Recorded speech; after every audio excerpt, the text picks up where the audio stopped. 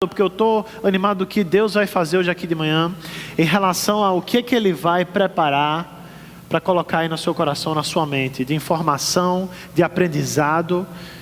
Vire para o seu irmão do seu lado e fale: você vai aprender algo novo hoje. Eita, coisa boa. A pessoa do seu lado não estava pronta para ouvir isso não. Porque você achou que isso ia ser um domingo normal. Isso não vai ser um domingo normal. Hoje eu quero que você se prepare para receber coisa nova.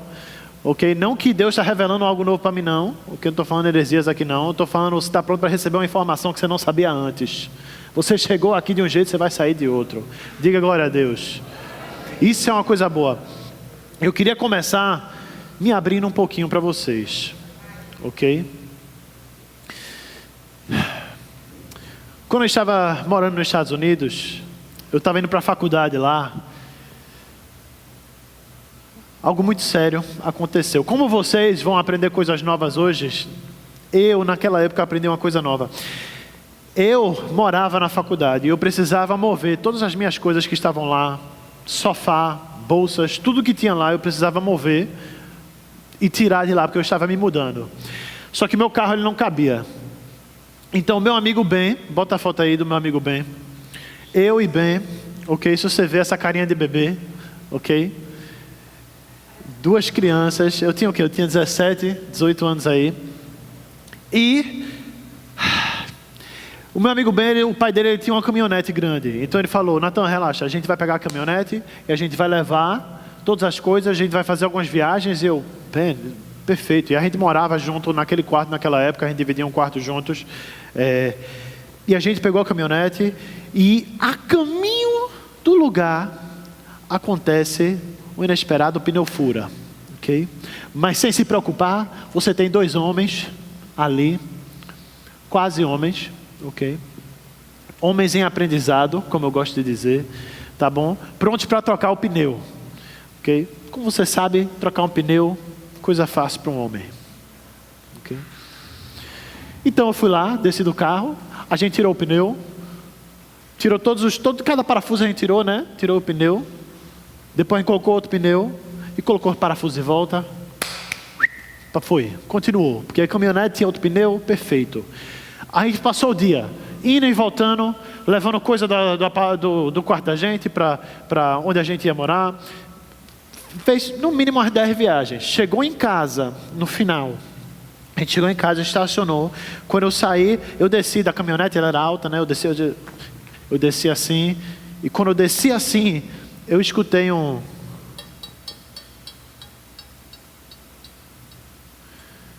olho para o chão, o parafuso do pneu. Não um parafuso do pneu, o parafuso do pneu. Só tinha um. Só tinha restado um parafuso no pneu. E ele tinha caído no momento que a gente tinha estacionado. Isso quer dizer que durante aquele dia foi caindo parafuso. E caindo parafuso, e caindo parafuso. E eu aprendi uma lição muito importante naquele dia. Fora que você deve apertar os parafusos corretamente, ok? Se você não aprendeu essa lição, deixa eu lhe ensinar através da minha vida, ok? Mas eu aprendi outra lição também. Destruição, coisa ruim na nossa vida, ela não vem do nada. Normalmente ela vem de pouquinho a pouquinho. Ou em algumas situações, de parafuso em parafuso. E naquele dia, e não é do nada que acontece, você não bate o carro e acabou-se, normalmente. O que teria acontecido naquele dia, era de parafuso a parafuso, ia soltando, ia caindo o último, o pneu ia sair, eu ia perder o controle do carro, a gente ia bater, ia acontecer um acidente, e não seria do nada. Ok? Alguma coisa foi levando. E eu aprendi uma lição muito importante naquele dia. Que as coisas elas não acontecem. O mal ele não acontece do nada. Normalmente na nossa vida.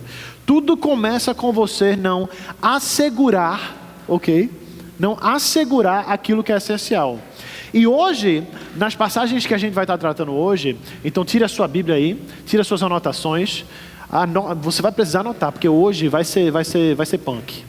Ok? Vai ser complicado hoje. Não para você, não para mim, mas para nós dois juntos. Estamos nisso juntos, mas hoje vai ser coisa boa. Lembrando, hoje você vai fazer o quê? Aprender coisas novas. Então, na passagem de hoje, eu acredito que Paulo está querendo mostrar para a gente e nos assegurar de algo extremamente importante. Nos assegurar de algo que ele realmente acha necessário. Ok? Diga necessário. Eita, diga necessário. Então ele está tentando que a gente faça isso. Mas hoje eu queria começar um pouquinho diferente. Eu quero começar com o último versículo que a gente vai estar tratando hoje. Eu sei que é um pouquinho estranho. Acompanhe comigo, abra aí em 2 Timóteo 2. Abra aí em 2 Timóteo 2, versículos 14 a 18 é onde a gente vai estar, mas eu quero que você abra aí no 14. Olha aí para o 14. 2 Timóteo 2, versículos 14 a 18, mas hoje a gente vai estar no 14.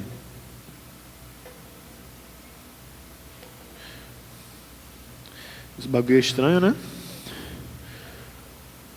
Estamos bem. Abra aí no 18. 2 Timóteo 2, versículos 18. Você abriu e diga amém. Se você não abriu, diga misericórdia. Eita, coisa boa.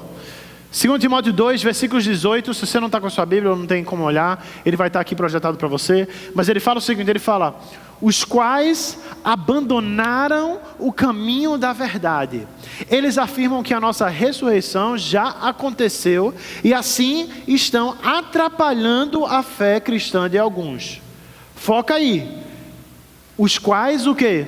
Abandonaram o caminho da verdade. Paulo está falando de um final bem drástico aqui. Está falando, não está? Ele está falando de uma situação ruim. Não é uma situação boa, é uma situação ruim. Ele está falando de um final bastante drástico. E várias vezes, quando a gente lê isso, a gente não vê os parafusos. A gente não vê os parafusos caindo. A gente só olha para a batida. A gente só olha para isso aí. E é o que Paulo está tentando alertar. Crenças falsas que levaram pessoas a abandonar esse caminho. Então ele está descrevendo algumas pessoas aqui que estão acreditando em coisas horríveis, coisas completamente contra a verdade. Por isso que ele fala que eles abandonaram o quê? O caminho da verdade. Por isso que ele está tentando a falar aqui. Especificamente ele está falando de 1 Tessalonicenses 4, sobre a ressurreição assim, daqueles que você já perdeu. Ele não está falando de Jesus, está falando da ressurreição daqueles que já morreram. Tá bom? Mas ele está falando de uma verdade essencial. Ele está falando que eles perderam o caminho, ao ponto de fazer o quê? Levarem outros cristãos, outras pessoas de fé, a saírem do caminho também. Só que o problema é, isso aqui não é do dia para a noite. Como eu disse, isso aqui é o quê? De parafuso em parafuso. De parafuso em parafuso. E parece que as pessoas aqui estão feitos na Tand antigamente, não estão vendo os parafusos. Não apertaram os parafusos. Como nós nordestinos fala, tá com parafuso solto. Ok? Mas de outra forma. Mas essa é a ideia que ele está querendo falar aqui. Várias vezes a gente olha para uma igreja com doutrina errada. Ou a gente olha para um cristão desviado. Né? E a gente pensa, como é que aquilo aconteceu, hein? Como é que o cara chega a esse ponto? A gente vê um jovem desviado, né? Ele era tão bem 2 anos atrás. Ou a gente vê os nossos filhos, ou talvez parentes, os nossos pais, talvez, que eram de igreja forte, mas hoje não é mais. O que aconteceu? O que está acontecendo?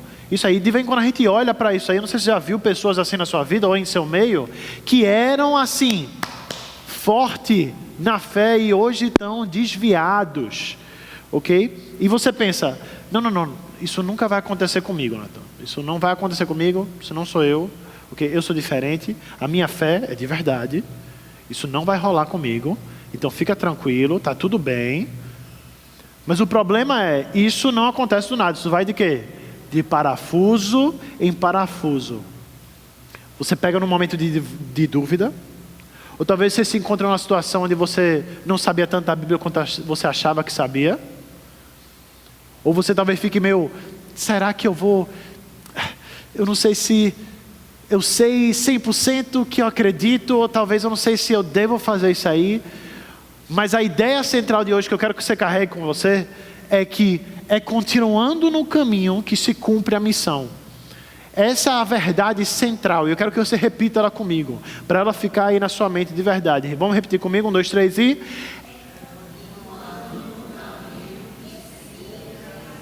Vamos ler mais uma vez? 1, 2, 3 e... É continuando que se cumpre a missão. É continuando no caminho que se cumpre a missão. Eu não quero soar simplista aqui, tá, gente? Essa é uma frase simples, mas ela não é fácil. Eu entendo o que ela carrega. Isso aqui é uma verdade forte. Se você ler ela de novo aí, você vai ver que ela tem o potencial, essa frase, de mudar a sua vida. É continuando no caminho que você cumpre a sua missão, a missão que Deus lhe deu. Essa frase tem um potencial de mudar a maneira que você pensa, que você age, que você vive. Essa é a missão. E quem aqui não quer cumprir a missão? Tem alguém aqui que não deseja cumprir a missão que Deus lhe deu? Não. Todos nós olhamos e falamos, não, eu desejo ajudar, eu desejo compartilhar, ou eu desejo influenciar as pessoas ao meu redor. Eu quero cumprir essa missão que Deus me deu. Quem é que não quer isso para a vida?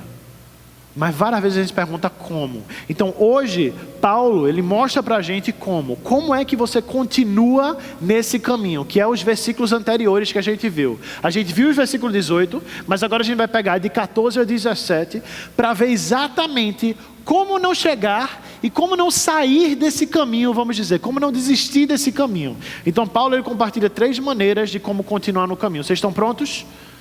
Vocês estão prontos? Se você não está conseguindo falar, se está muito nervoso, faça um ok assim para mim, por favor. Ok? Tinha mais gente nervosa que eu achava que tinha. Mas a primeira maneira que Paulo ensina para eu e você, como continuar no caminho. Número 1, adicionando valor. A primeira forma que Paulo ele mostra para a gente em relação a como continuar no caminho é adicionando valor. Em outras palavras, o caminho correto é o caminho que ajuda as pessoas.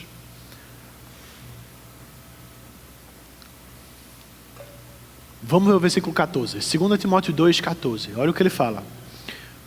Continue a lembrar essas coisas a todos, advertindo-os solenemente diante de Deus, para que não se envolvam em discussões acerca de palavras. Isso não traz proveito e serve apenas para perverter os ouvintes. Então Paulo ele começa apresentando um problema. Ok? Muito como eu. Qual foi o meu problema? Não ter apertado direito os parafusos. Ok? Naquela época eu tinha mais do que um parafuso solto. Então a ideia aqui é, você precisa assegurar. E como é que você faz isso? Ele começa apresentando esse problema, se envolvendo em discussões, brigas de palavras. E ele está falando de cristão para cristão, tá? Eu não sei se você sabia disso, mas cristão, ele não gosta de brigar com as mãos, não. A gente é muito santo para isso aí. A gente é muito santo. Eu e você, a gente não curte usar nossas mãos não para brigar não. Agora, palavras... Ui, essa é a ferramenta do crente, viu? É assim, né, que a gente gosta normalmente. Você não... É muito difícil você ver cristão assim no meio da rua. Agora, um comentário, uma palavrinha ali, uma discussão, ok? Uma crítica. Você critica o irmão porque está fazendo algo de um jeito diferente que você está fazendo. Você talvez reclama sobre o seu líder, que você disse que ia obedecer. Você reclama. Você não desobedece. Mas reclamar não é desobedecer, Natan. Não é, Senhor, eu sou santo demais para isso. Fofoca. Alguém sentiu uma dorzinha assim do Espírito Santo aí, por favor? Não sei, eu sei que não foi só eu. Fofoca sobre outros assuntos que não são seus, para pessoas que não precisam daquela fofoca. Não é o que a gente faz várias vezes, palavras. Você xinga os outros, não com palavrões, calma. Eu falei o quê? Nós somos santos demais. Nós não xingamos com palavrões. Mas isso não quer dizer que outras palavras você não pode usar, né não?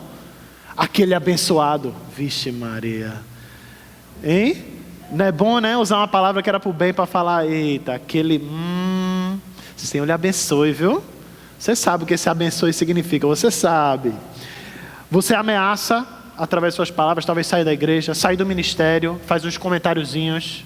A gente mente, mentir a gente sabe. Eu talvez não mentir, desculpa, mas sarcasmo, aí pode. Não é uma mentira, Natan. Só estou exagerando a verdade. Então, várias vezes essas discussões, tudo isso aí que Paulo está falando, ele tira a gente do quê? Do caminho. Ele tira a gente do caminho. Como? Não adicionando nada na vida um do outro. É isso que ele está falando. Não adicionando nada. A gente olha para um pastor que critica os seus irmãos da congregação no palco. A gente fala que absurdo. Ridículo isso. Mas a gente não tem problema nenhum em criticar aí mesmo da congregação. Uma cochichada. Um comentário depois. Uma indireta na postagem do Facebook. Não é? De vez em quando o versículo que a gente posta lá nos nossos stories, não é porque a gente está se sentindo motivado, não. É para alguém receber. Eis que eu te digo nada. Fale o nome para quem você quer falar, que eu estou ligado. Ok? Eu sei como é que é. A gente olha para isso aí, a gente fica... Não, isso... A gente olha para uma divisão entre igrejas por causa de chateação, sem confrontação, e a gente acha ridículo. A gente olha para ministérios sem união e a gente fica... Eu não acredito que aquilo ali aconteceu. E a gente não pensa que vai acontecer com a gente, mas tudo começa, Paulo está falando, o problema principal aqui é de discussões. Esse é o problema do crente. É as nossas palavras. Por isso que ele fala, e se você pegar aí no versículo, ele fala o quê? Ele fala que perverte. Serve apenas para perverter os ouvintes. Essa palavra perverte é destrói. Em outras palavras, destrói aqueles que estão ouvindo. Tira eles do caminho. É o que ele está falando.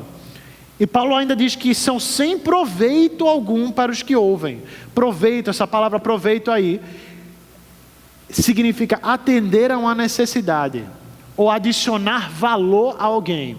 Então ele está falando, toda vez que você fala palavras assim, você critica sem amor, você fofoca, você usa sarcasmo, você xinga, você faz qualquer coisa assim, usa palavras fora de contexto, você está fazendo o quê? Você não está adicionando valor à vida de ninguém.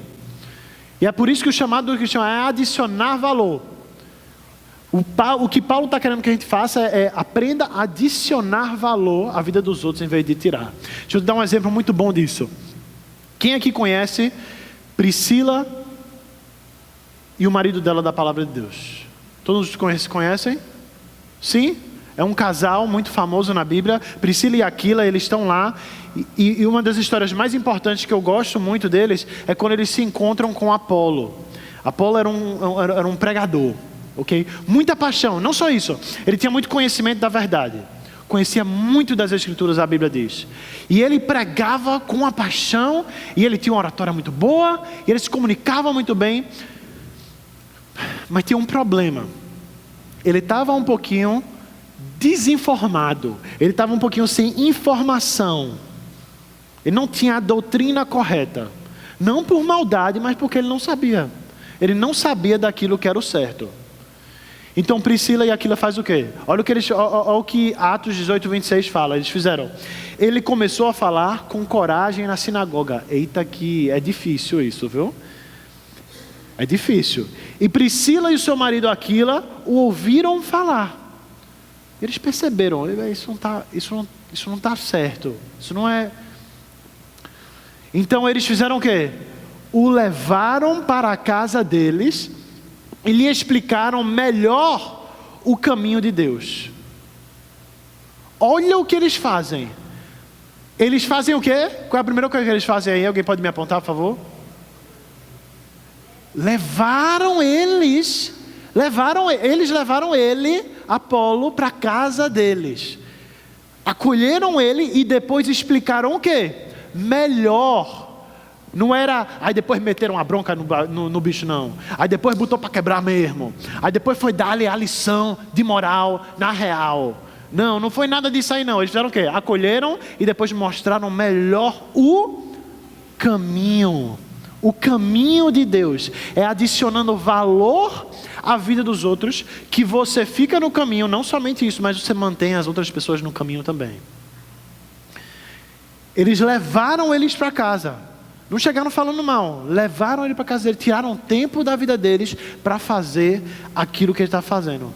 Se você deseja, eu quero que você preste bem atenção nisso aqui. Se você deseja adicionar valor à vida das pessoas, você precisa primeiro valorizar as pessoas. Se você quer adicionar algo à vida de alguém, você precisa valorizar aquela pessoa primeiro. Tem um ditado que eu gosto muito, de John Maxwell, um autor cristão, que ele fala: pessoas não se importam com quanto você sabe, até saberem o quanto você se importa.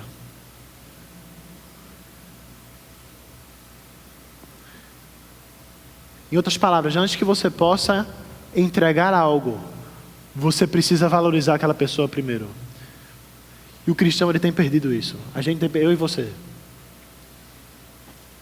A gente tem perdido isso. E olha o resultado do que eles fizeram com Apolo. Apolo não ficou chateado, porque eles vieram da maneira certa. E no versículo 27 de Atos 18, próximo versículo, ele fala: quando Apolo resolveu ir para a província da Ásia,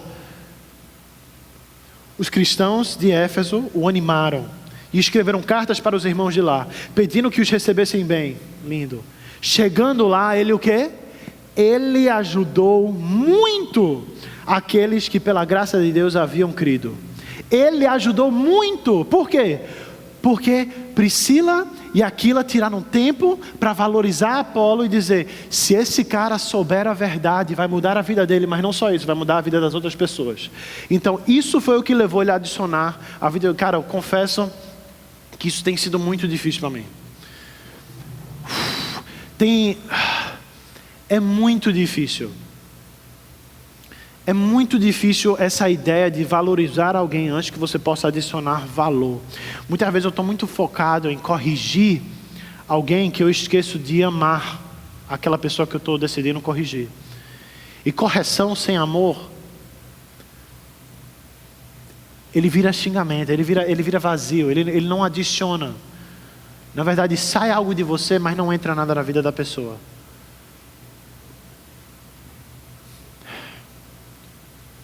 O que você faz e o que você fala precisa adicionar valor à vida das pessoas ao seu redor. Você precisa pensar em como você pode primeiramente amar as pessoas antes de que você possa mudar a maneira que elas pensam. E muitas vezes o cristão, ele só está preocupado em dar-lhe lapada com o evangelho. Não é o que a gente gosta, né? Está errado e pronto. Ah, se tu entendesse. Isso não é... Deixa eu te perguntar uma coisa. Quantas pessoas conhecem a sua casa? Por dentro. Porque você já convidou elas para jantar lá.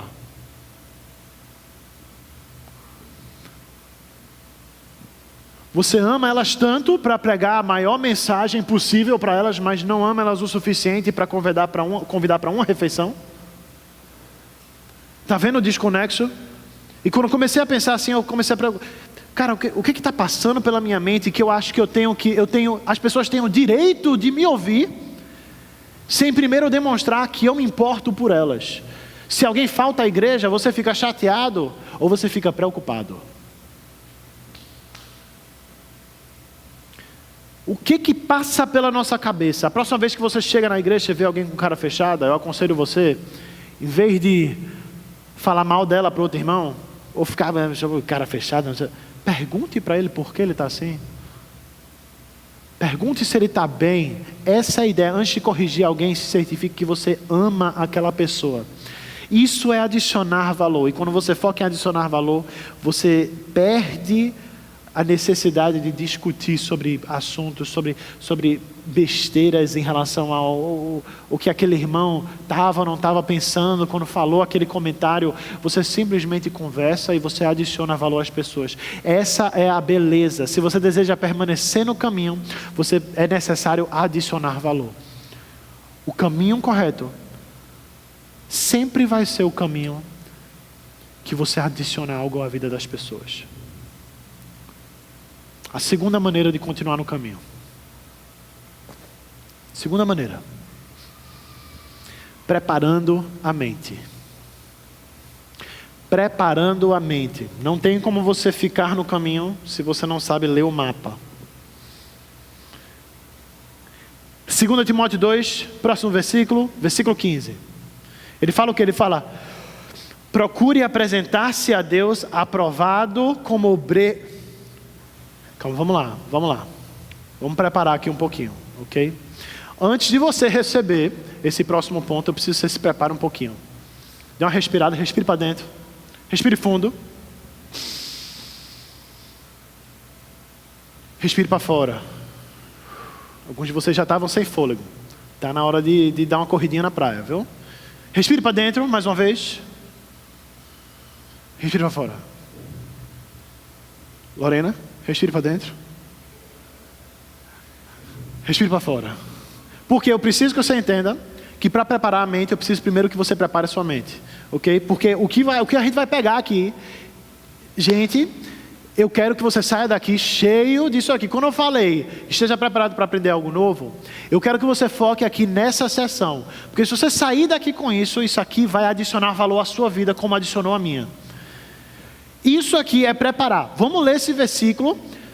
Está respirado, está pronto. 2 Timóteo 2,15, ele fala: procure apresentar-se a Deus aprovado como obreiro, que não tem do que se envergonhar e que maneja corretamente a palavra da verdade. Existe um versículo muito bom que eu gosto na palavra de Deus, que é o próprio Jesus.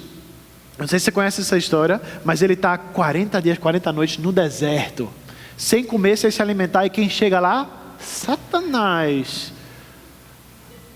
Eu não estou falando. Satanás chega lá para o quê? Para provocar, só para botar tentação ali num cara que não comeu faz tempo. E Jesus só usa uma coisa, ele usa o quê? A palavra da verdade. Ele usa a palavra da verdade. A gente vê essa história em Mateus 4, mas é incrível ver isso aí. A maneira que Jesus ele continua no caminho, e ele não permite Satanás chegar lá e ele serve de exemplo para a gente. Ele usa a verdade, ele tem a mente afiada. Eu não sei se você já se encontrou na situação onde você não acha que a sua mente está afiada, ok? Não importa a sua idade, tem algo talvez ali que não está batendo, que você talvez, eu tenho dúvida em relação a isso aqui ainda, ou alguém já chegou para me perguntar isso e eu congelei, eu não sabia o que falar. Jesus te ama. Não. De vez em quando esse argumento nem sempre dá certo, gente. Mas a ideia aqui é preparar a sua mente. Tem um ditado que eu gosto muito de Matthew Henry, que fala o seguinte, ele fala: a palavra é o melhor remédio para o desalento e a tentação. Olha que coisa linda. O melhor remédio. Eu afirmo dizer que é o único remédio. Na verdade, qualquer outro remédio vem dos ingredientes do remédio principal, que é a palavra de Deus. Mas isso não se trata de versículos aleatórios. Você pega alguns versículos, você acha legalzinho, bonitinho. Isso se trata de como a gente olha para a Bíblia, como a gente entende exatamente o que ela está querendo dizer para a gente. Isso é o que preparar a mente tem a ver. Porque se você quer continuar no caminho, você precisa preparar a sua mente. E você faz isso através da Bíblia. E eu acredito que a Bíblia ela não somente é informação, ela é formação. Vocês entenderam? Ela não é informação somente, ela é formação. Ela lhe forma e lhe prepara, lhe torna esse obreiro. Ok? Ela prepara a sua mente. E Paulo ele explica 3 passos muito simples como você preparar a sua mente. É muito simples. Esse versículo ele mostra aqui pra gente. Você está pronto? Você está pronto? Porque eu quero que você entenda. Se você está no primeiro passo, eu preciso que você comece comigo no primeiro passo. Não durma não. Ok? Você está comigo, diga amém. Se você é jovem, diga aham. É porque o jovem não gosta muito de dizer amém. Prefere, é mais importante assim. Mas vamos lá, os 3 passos muito simples para você preparar sua mente para que você fique no caminho. O primeiro passo, você se dedica. Pega esse versículo aí e olha para ele. Procure apresentar-se a Deus aprovado. Como você pega só essa parte. O primeiro passo, se você quer preparar sua mente, quem quer uma mente preparada, levanta sua mão assim bem alto. Please, eu não estou aqui sozinho. Se você quer preparar sua mente, ele fala que você precisa fazer o quê, Pedrão? Se dedicar. Se dedique. Olha as palavras que ele usa. A primeira palavra que ele usa, passa aí. Procure. Procure. Essa palavra procure é talvez o comando mais forte, a palavra que carrega mais significado em toda a palavra de Deus. Procure. Que significa diligência. Então seja diligente em fazer isso aí. Seja diligente fazer o quê? Apresentar. A próxima palavra é apresentar. Que ele usa. Que significa o quê? ficar ao lado, ou se tornar disponível. Se tornar disponível. Isso é o que significa isso aí. A quem? Se tornar disponível a quem? A Deus. Aí a próxima palavra que ele usa, que eu gosto muito, aprovado. Que é alguém aprovado depois de ser testado ou de ser examinado. Isso que essa palavra significa. Em outras palavras, esse versículo, só essa partezinha de 4, 5 palavras fala o quê? Seja diligente ao ponto de ser aprovado por qualquer teste para você poder se tornar disponível a Deus. Quem aqui não deseja se tornar disponível a Deus? Eu quero me tornar disponível a Deus. Mas várias vezes o que a gente faz? A gente fala, Senhor, eis-me aqui. Mas não tem nada para Deus usar. Ok? Não tem nada. E eu não estou falando sobre bens materiais para eu usar. Eu estou falando sobre poder mental aqui. Não tem informação para Deus usar. Talvez o motivo que você está congelando na hora de compartilhar a sua fé, ou compartilhar a doutrina correta da palavra de Deus, não é por causa do nervosismo, é por causa da falta de formação que você tem na palavra de Deus. Por isso que o primeiro passo que ele está dizendo, se você quer preparar sua mente, é você se dedicar. Se dedicar, que leva você ao próximo passo. Aí você faz o quê? Você interpreta. É aí que você interpreta agora. Depois que você se dedica, você agora interpreta. Muitas pessoas entendem interpretação de forma errada. Elas acham que interpretação é você ler o que Deus está dizendo e você tentar ver qual é o melhor significado do que Deus está dizendo. É você buscar entender o que Deus está querendo falar com aquilo que Ele está falando. A maioria das pessoas acha que é isso. Aquela meditação, né? Senhor, revela a mim, Senhor, revela a mim, Senhor. Eu sou teu servo, Senhor, revela. Não, ok? Isso não é o que interpretação significa. Interpretação, Paulo mostra aqui nesse versículo, é algo um pouquinho diferente. É ler algo e não sair da linha do que Deus está falando. Quando eu era jovem... Muito obrigado. Quando eu era mais jovem, ok? Nos tempos de parafusos mal apertados, tá? Eu tinha um probleminha muito sério. Meu pai, ele chegava para mim para falar para mim o que eu precisava fazer, tá bom? Como todo bom pai. Natan, preciso que você limpe o banheiro. Aí depois ele explicava os passos. O problema naquela época é que eu não acreditava em passos. Não sei como isso é possível, mas eu não acreditava. Então ele falava alguma coisa e eu achava que se eu pegasse a ideia geral do que ele estava falando, estava tudo ok. O problema não é assim que meu pai funciona. Ok? Então ele chegava e falava, Natan, eu quero que você limpe o banheiro. Então, limpe o chuveiro, limpe a privada, limpe a pia, organize todos os produtos, compre os produtos que estão faltando e limpe o vidro, o espelho. Perfeito. A única coisa que eu escutei foi o quê? Natan, limpe o banheiro. Foi a única coisa que eu escutei. E eu pensei, porque eu entendi a ideia geral, então eu já tinha entendido o que era para fazer ali. E eu fazia isso direto com meu pai. Fazia isso direto. É por isso que ele está ficando com mais cabelo branco. Eu não sei se você percebeu. Eu fazia isso direto com ele. Só que ele chegava lá para checar o banheiro depois, e qual era o problema? Eu tinha limpado o banheiro? Tinha. Eu tinha limpado todo o banheiro? Não. Porque eu estava sempre faltando alguma coisa, porque eu não tinha seguido os passos. O que a Bíblia está falando aqui para a gente é que você precisa aprender a seguir os passos. Muitas vezes a gente faz isso com a Bíblia, porque a gente entende a ideia geral do que Deus está falando, então a gente acha que a gente interpretou aquele versículo. Ou a gente escuta uma palavra feita o Evangelho, ou escuta uma palavra feita meus irmãos, e a gente pensa, está falando comigo. Ou eita, isso aqui é sobre... E a gente não, só porque a gente entende algumas palavras, ou a gente entende a ideia geral, ok? A gente acha que a Bíblia está falando com o que a gente acha que ela está falando. A Bíblia ela não é assim. A Bíblia é um pai bom, muito bom de ensino para a gente. A Bíblia não é isso. Isso na verdade vai contra o primeiro passo, que é o quê? Você ser Vocês estão acordados comigo? Sim? Qual é o primeiro passo? Não. Primeiro passo aqui, de se dedicar. Vocês estão acordados comigo? Vire para o seu irmão e fala: acorde, por favor. Acorde. Depois, eu não quero que você chegue não e fale: Natan, não estou aprendendo muita coisa na minha igreja. Claro! É noite de sonequinha? É dia de sonequinha? Não. Vamos lá. Tá pronto? Se você quer preparar sua mente, diga amém. Ok? Então a primeira coisa que ele faz é o quê? O primeiro passo, se dedique. Depois você interpreta. E ele está querendo falar que com interpretar, como que a gente então pode seguir essa linha verdadeira que ele coloca?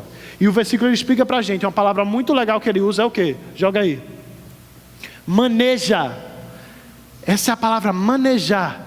Que no grego significa, todas essas explicações que eu estou dando estão vindo do grego, tá, gente? Não é só da minha cabeça não, o que Natan acha. Natan está mantendo correto a linha do que Deus está falando. Eu não estou só vindo com a minha interpretação aleatória não. Ele faz o quê? Maneja, que significa cortar reto, ou cortar em uma linha estreita.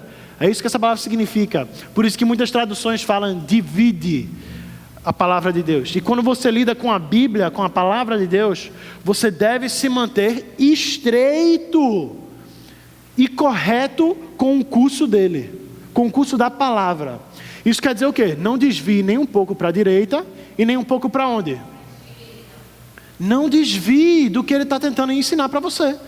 Não leve as suas próprias experiências, não leve o que sua cabeça está dizendo para você fazer e você vá saindo do caminho do que ele está querendo fazer. Saindo o quê? Do significado real e literal do que a palavra de Deus está querendo falar. Não. Não é possível Deus estar falando isso. Então ele está usando isso aqui como uma metáfora. Não, isso é sair do que Deus está tentando falar. E por isso que manejar significa dividindo a palavra. Pode passar aí. Manejar significa dividindo a palavra. Anota isso aí. Anota isso aí, bota uma estrelinha. Bote uma estrelinha, jovens, estão comigo? Estão comigo? Diga assim. Opa, glória, bota uma estrelinha do lado desse dividindo. Tá? Manejar significa dividindo a palavra. E depois que você se dedica e você aprende a interpretar, que é através de dividir a palavra, aí que você começa a fazer o quê? O terceiro passo, entender. Aí que você entende. Fala, entende. Aí que você entende. Então o que seria esse caminho correto que ele está mandando você não sair do lugar, não ir muito para a esquerda nem muito para a direita, continuar naquele pensamento literal que a Bíblia está falando. Isso é dispensacionalismo. Eu queria ter uma palavra mais bonita para você, mas eu não tenho. Se você quiser lembrar dessa palavra sempre, quando você tiver filhos, dê esse nome para os seus filhos. Um você nomeia dispensa e a outra lismo, ok? Salismo. É a melhor maneira de você lembrar. Ainda bem que a Aline não está aqui para me bater por ter falado isso. Não, nossos filhos não vão ter esse nome não, viu gente? Vamos ser honestos. Se você chegar um dia aqui na igreja e do nada você vê eu falando para o meu filho, né? Dispensa! Você sabe que alguma coisa deu muito errado na hora de escolher o nome. E a Aline perdeu alguma aposta. Com certeza. Mas essa é a palavra. Quando eu falo dispensacionalismo, eu não quero que você fique com medo. Ela significa o quê? Administrações. Ok? A Deus decide dividir a palavra de Deus. É por isso que ele usa essa palavra dividir a palavra de Deus em dispensações, administrações. Então Deus lida com Adão e Eva de uma forma, ele lida com o povo de Israel de uma forma, ele lida com o corpo de Cristo de uma forma. Eu não sei se você já ficou confuso. Você está lendo o versículo e está mandando Israel fazer uma coisa, depois está mandando o corpo de Cristo fazer outra, você fica, não está batendo isso aí. Sabe o que quer dizer então? Isso aqui é uma alegoria. Não! É o oposto do que a Bíblia ensina para a gente. Ok? Isso quer dizer, se ele está falando uma coisa para Israel e está falando outra coisa para o corpo de Cristo, quer dizer o quê? Que são duas coisas diferentes. Então não maneje, não saia da definição literal do que ele está falando. Não divida, que leva você ao quê? Que ele fala no versículo.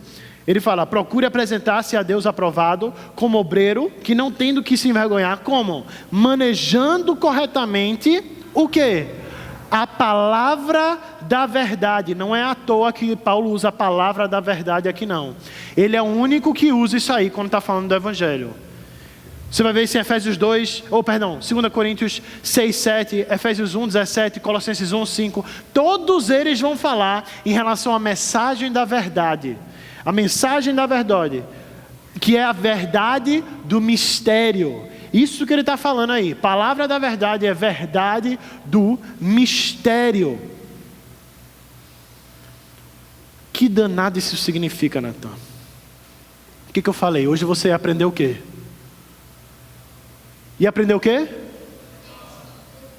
Ia aprender coisas... A irmã já estava afiada ali. Não, estava nervosa ela. Achava que era o teste. Sim, isso mesmo, irmã. Se dedicar, interpretar, entender. Já estava afiada. Gostei.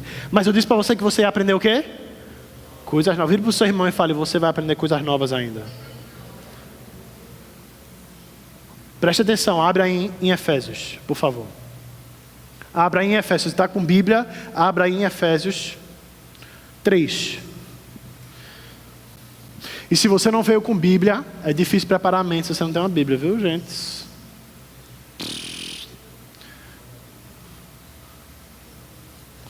Efésios 3. Efésios 3. Você está comigo? Eu preciso pedir para você ficar em pé, dar uns pulinhos. Não, Natan, por favor, não. Natan, não. Eu estou confortável aqui, eu estou com a minha Bíblia, vá, por favor. Efésios 3. Eu quero que a gente olhe isso aqui, porque isso aqui não é Natan falando, isso é a palavra de Deus falando. Como realmente dividir a palavra da verdade e a palavra de Deus. Todo mundo está comigo aí em Efésios 3? Versículos 1 a 9. Vamos começar no versículo 1. Eu tenho aqui na projeção, se você talvez não achou. Pegue a sua caneta, que eu vou pedir para você circular algumas palavras aí na sua Bíblia. Heresia, Natan. Anotar na Bíblia. É uma página, gente. Deus fez em papel para lhe dar a oportunidade de você poder fazer anotações. Sabe o quão importante é anotações para Deus? Muito importante. Sabe por quê? Porque Ele escreveu a Bíblia. Ele fez uma anotação maravilhosa para você. Eu desejo que você anote. Então vamos lá. Efésios 3, versículos de 1 a 9. Vamos começar no primeiro.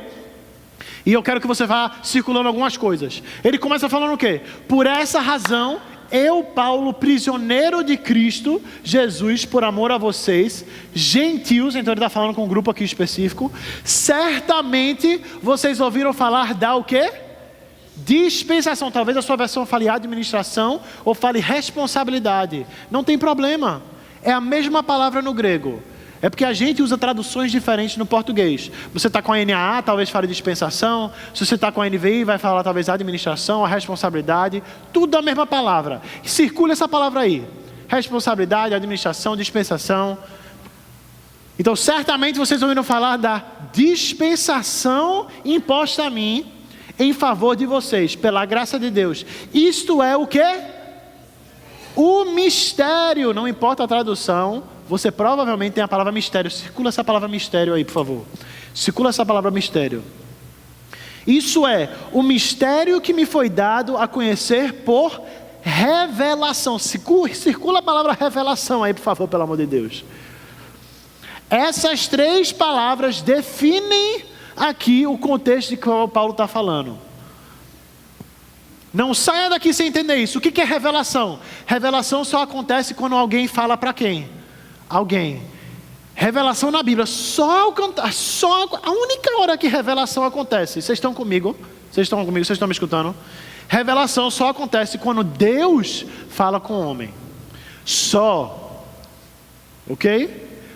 Audivelmente. Não existe um lugar na Bíblia que fala sobre revelação sem Deus audivelmente falar com o homem em relação a algo. Ok? Isso é revelação. E ele está falando isso aqui para a gente. Conhecer por revelação. Então Paulo recebeu essa revelação. Como já lhe escrevi brevemente. Ele está obviamente elaborando aqui. Ao lerem isso, vocês poderão entender a minha compreensão do mistério de Cristo. Circula a palavra mistério, please. Circula a palavra mistério.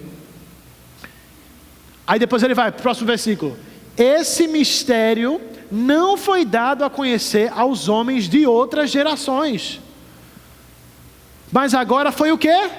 revelado, circula a palavra revelado, foi revelado pelo Espírito aos santos apóstolos e profetas de Deus, a saber que mediante o Evangelho, agora preste bem atenção nessa parte, tá? Preste bem atenção nessa parte, porque essa próxima parte vai lhe dizer exatamente o que é esse mistério. E você talvez está pensando, Natan, eu sou dessa igreja faz tempo, eu já sei disso aí. Mas eu lhe pergunto uma coisa, antes da gente ler essa próxima parte, você sabe explicar isso bem para alguém? Saber, mente absorveu informação, mas quando você tem uma mente preparada é porque você sabe explicar isso para alguém. Então se você talvez saiba, mas não sabe explicar, você vai aprender hoje, ok? E se você não sabe, glória a Deus, você está aprendendo isso hoje, isso é verdade. E ele vai falar o quê? Que esse mistério da verdade, essa palavra da verdade é o quê? O Evangelho, mediante os Evangelhos, os gentios são o quê? Co-herdeiros com Israel, membros do mesmo corpo e co-participantes da promessa em Cristo Jesus. Isso nunca existiu antes. Nunca. A primeira vez que a gente escuta uma revelação nova em relação a judeu e gentio ser igual, co-herdeiro com Jesus, que era heresia no Velho Testamento, era heresia nos Evangelhos, era heresia em Atos 1-7, ou em 1-8, praticamente. Primeira vez que a gente vê isso é quando Paulo é mostrado isso em Atos 9, na conversão dele. E desde me tornei ministro pelo dom da graça de Deus, a mim concedida pela operação de seu poder, de Deus. Embora eu seja menor dos menores dentre os santos, foi-me concedida essa graça de anunciar aos gentios as insondáveis riquezas de Cristo e esclarecer a todos o quê? Dispensação. Talvez fale a administração aí, circule essa palavra também, circule aí, circule. Esclarecer a todos a administração deste mistério, que durante as épocas passadas foi o quê? Mantido oculto em Deus. Pode sublinhar essa mantido oculto em Deus, sublinha aí. Foi mantido oculto em Deus. Mantido oculto. Ninguém sabia disso antes. Só Deus, e ele escolheu revelar quem? Paulo. E ele fala dessa dispensação da graça, essa nova administração, essa nova maneira de Deus lidar com a humanidade. Toda essa diligência, esse manejar, ele lhe leva a entender a palavra da verdade. Esses são os passos. Você se dedica, depois você aprende a interpretar e finalmente você entende e isso lhe liberta. Tem um ditado que eu gosto muito de Chuck Swindoll que ele fala: nossas vidas são alteradas quando a nossa mente é saturada com a verdade. Desde o dia que eu aprendi isso, tirou completamente a minha confusão bíblica. Eu preciso que você entenda que a maior doença ao meio cristão, a maior doença, a maior fraqueza é confusão em relação à palavra de Deus. Igrejas se acabando, porque não sabe, tem pastores que não sabem ensinar, porque eles não sabem a verdade. Não é o criticando, eu juro você, não é o criticando o pastor não, jogando para baixo, dizendo, aquela porcaria. Não, ninguém ensinou para eles a verdade. Tem gente que está de saco cheio de ouvir do mistério da graça, que eu ensino aqui, que meu pai ensina aqui, que, meu Deus do céu, se você recebe as mensagens por zap do meu avô, não tem como. Ok? O título, o Evangelho da Graça de Paulo. Tem gente que está de saco cheio, mas, gente, não é besteira. Eu estou lhe prometendo, poucos pastores, poucas pessoas num púlpito vão lhe prometer algo assim. Eu estou lhe prometendo que se você se abrir a interpretar a Bíblia da maneira correta, dividir a palavra de Deus da maneira correta como a gente ensina aqui na igreja, a sua vida ela vai mudar. Se você saturar sua mente com a divisão correta da palavra de Deus, a sua vida vai mudar.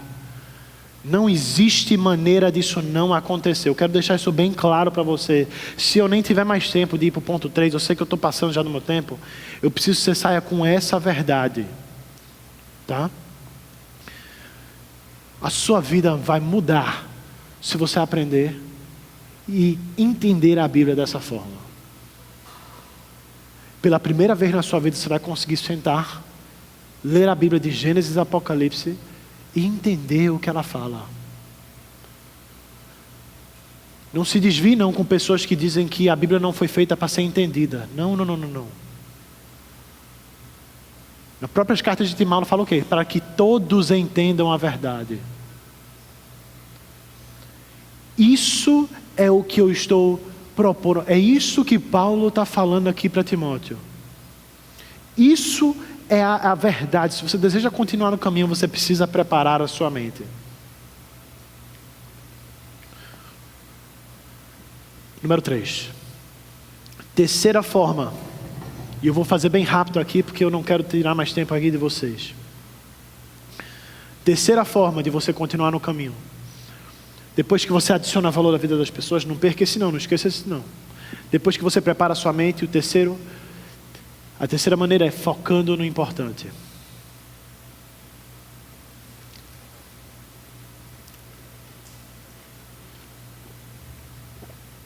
É focando no importante. A minha prima, ela tem esses fones de ouvido aqui, que não entra no meu orçamento. Muito caro. E eles são maravilhosos. E o legal deles, eu sei que eu estou parecendo um pouquinho ridículo aí, o legal deles é o seguinte: se eu toco música, eu escuto tudo. Mas se eu pauso a música, feito agora, não tem música tocando. Você pode falar aí, e eu vou escutar. Fala oi, Nathan, Israel, fala aí. Olha, obrigado. Olha, eu estou escutando 100% tudo. Esses fones, eu não sei o que eles têm, mas eles têm alguma coisa. Só que o diferente desse fone é que ele elimina ruído. Então eu escuto você claramente quando você está falando comigo, mas eu não escuto o ruído, eu não escuto o ar-condicionado. Não estou escutando, é estranho, parece que o som está mais claro. E eu amo esses fones de ouvido porque eles fazem isso, eu não sei como, mas eles fazem. É a melhor coisa. É um jeito muito ruim de viver a sua vida focando no ruído. Não sei se você concorda comigo, focando naquilo que não é importante. Quando eu falo ruído, eu estou falando disso, aquilo que não é importante. É um jeito muito chato de viver quando você vive a sua vida focando nas coisas pequenas, focando nas coisas que não importam. Eu e você precisamos aprender a evitar situações assim, evitar situações fúteis. Tem um ditado que eu gosto muito de Stephen R. Covey, que ele fala o seguinte, ele fala: o principal é manter o principal como principal. O principal é manter o principal como principal. Esse é o principal. Essa é a parte mais importante. É você manter a parte mais importante a mais importante. Mas o que seria esse principal? Aí é onde ele vai com os nossos últimos versículos de hoje. Ok, Natan, você já passou. Tá bom, vamos com calma. Que oração? Vixe, Jeová, Rafa, meu Senhor. Ministério de Louvor. Talvez a gente tenha que cortar uma música. Eu peço perdão. Mas vocês estão comigo, não estão? Eita glória. Estão tanto comigo que eu vou almoçar na casa de vocês hoje. Vamos lá. Gente nervosa aqui. Próximos versículos 16 e 17 de 2 Timóteo 2. Ele fala: evite as conversas inúteis e profanas, pois os que se dão a isso prosseguem cada vez mais para a impiedade. O ensino deles alastra-se como câncer. Entre eles estão Himênio e Fileto. Agora, a gente não sabe quem são esses dois rapazes aqui, a gente não tem muita informação deles. Mas claramente eles são pessoas, ok, que traziam conversas inúteis, que eles estavam ensinando coisas ruins, eles eram feitos um câncer. Então ele está falando, você não quer ser assim. Por isso que a palavra que ele usa aí, profanas, tá, nesse versículo, é acessível a todos. Em outras palavras, não religioso, algo secular. Fala secular. Quando ele está falando sobre algo que profana, ele está falando sobre algo secular. Isso na verdade é uma tradução muito boa para a gente no português, do grego. É a palavra secular. Algo secular. Os tópicos de conversa desse mundo, eles têm o potencial de tirar o seu tempo e a sua energia. Estou errado? Meu Deus, se isso não foi a verdade que eu Eles têm o potencial de tirar completamente, sugar o seu tempo, sugar a sua energia, não é mesmo? Sugar discussões sobre a melhor banda, discussões sobre o melhor seriado ou o melhor filme, discussões sobre o melhor time de futebol. Eita glória! Eu preparando ali meu sermão ontem, fazendo as últimas revisadas, e tá lá Leandro e Alisson discutindo sobre o jogo do esporte, o jogo de Santa Cruz acontecendo.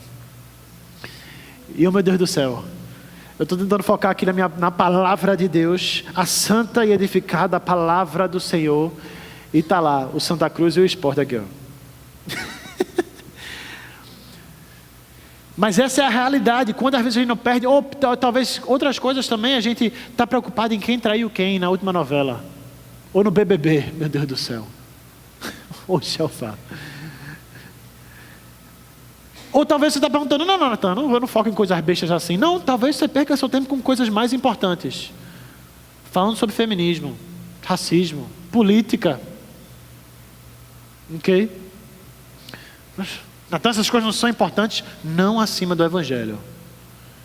E deixa eu dizer uma coisa, não tem uma coisa que o Evangelho não solucione. Se tivesse mais pessoas focando no Evangelho, teria menos necessidade de conversar sobre os outros assuntos. Essa é a realidade. Esses versículos estão falando sobre e contra o secularismo vazio. Quantas discussões familiares a gente não já perdeu nisso aí? Eu estou falando com gente que já foi para festa de família e ficou horas discutindo sobre quem você ia ou não ia votar, sobre o time ou o que aquela pessoa acreditava ou não acreditava. Você saiu de lá falando, meu Deus, que perca de tempo. Ok? Graças a Deus que essa pessoa só vai ter o aniversário próximo ano de novo. Ok? Que é só uma vez por ano. Mas a gente perde total foco. Esses filósofos, psicólogos, religiosos de hoje que vêm com essas ideias novas, não tem nada novo. O próprio Salomão fala em Eclesiastes, não há nada novo debaixo do céu. É tudo a mesma gororoba. Mas o Evangelho ele continua constante. Tudo para perder o foco do real guia da vida que prepara a nossa mente, que é o quê? Que é a palavra de Deus. C.T. Studd ele fala, se temos uma vida que logo passará, apenas o que fizermos por Cristo permanecerá. Então quando Paulo está falando daqueles que eles se dão a essas coisas ruins, eles se dão e prosseguem cada vez mais para o mal, ele está falando sobre ficar por perto, ou andar em volta do que é circular. Várias vezes a gente pergunta, por que a igreja ela está mais e mais parecida com o mundo? E eu não estou falando sobre cor de parede, iluminação, música, estilo de música, esse tipo de coisa, não estou falando sobre isso não. Eu estou falando sobre crença. De vez em quando a gente pergunta por que as igrejas estão cada vez mais parecidas com as crenças do mundo. Não é? Vocês perguntam, por que os coaches estão parecendo pastor e pastor está parecendo coach? Por causa disso. Porque existe uma ideia, em vez da igreja estar ensinando para o mundo, influenciando o mundo está influenciando a igreja. Porque a igreja está perdendo foco. Eu e você estamos perdendo foco. E a gente está focando nas coisas erradas. A igreja é que precisa influenciar o mundo. E é por isso que ele fala, é importante cada vez mais o secularismo, ele vai para a igreja e procede para a igreja. Alguns de vocês estão me perguntando, minha esposa estava até me perguntando, por que eu estou falando tanto de liderança, né? Eu amo esse assunto de liderança. Por quê?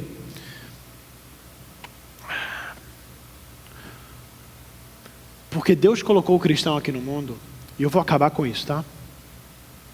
Deus colocou o cristão no mundo para liderar o mundo. Não da outra maneira. Vocês estão me entendendo? Quem é para estar liderando o mundo é o cristão. Quem é para estar liderando o cristão não é o mundo.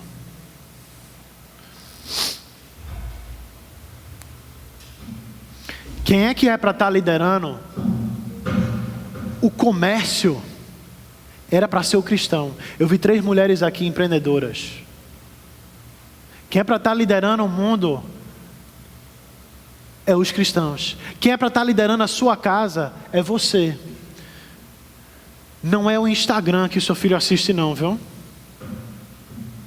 Eu preciso que você entenda, pai, se você tem filho e passa o dia no celular, taca essa porcaria na parede e quebra. Compra um daquele celular, os jovens estão me odiando. Por favor, pai, não escute ele.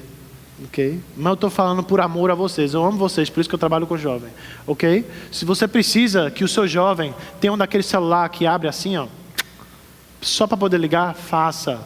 Porque quem lidera a vida do seu filho é você, não é as redes sociais. Ok? Quem lidera a casa, homens, é você. Não é o que a sociedade diz ou não diz. Eita peste, causei briga dentro de casa. Calma, Yasmin. Yasmin, depois eu converso com ela, Yasmin. Calma.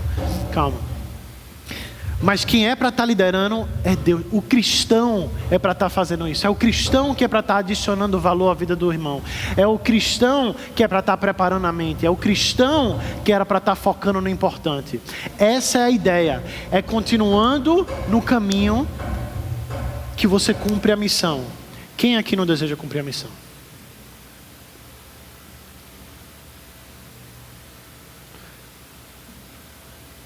Esse é o desafio que o Senhor tem para eu e você. Esse é o desafio. Para que nós cumprimos a missão, mas para isso precisamos continuar no caminho. Eu aceito esse desafio, em nome de Jesus. Vamos orar.